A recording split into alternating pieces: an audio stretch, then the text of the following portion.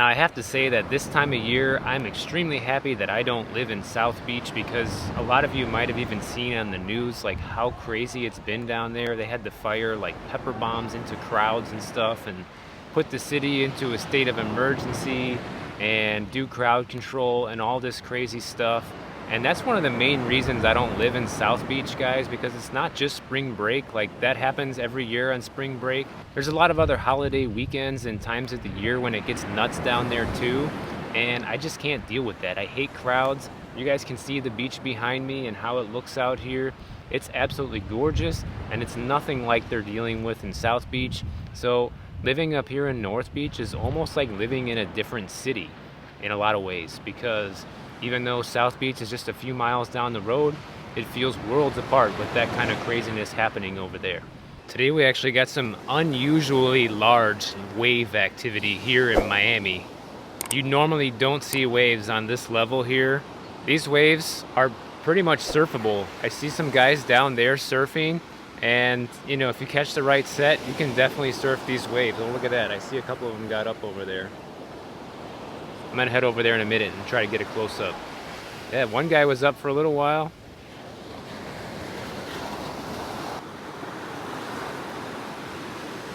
See them all paddling out there, getting ready for the next set.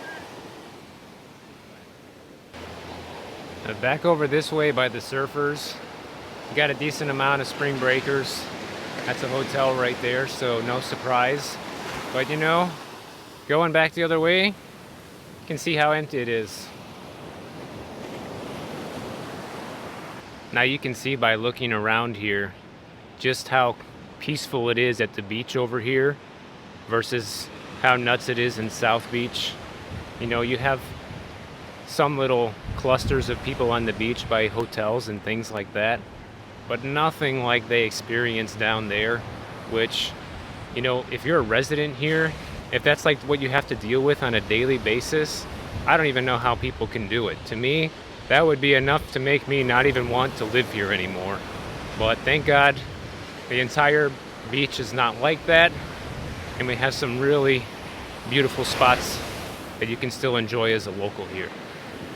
Whenever we get all these waves like this, it's pretty common for a lot of these seashells to get washed up on the beach.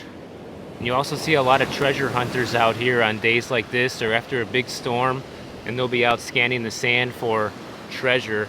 I mean, Florida has some of the most sunken treasure off the coast in any other state, so they do find stuff out here. I've never been lucky enough to find anything, but it's a pretty cool idea.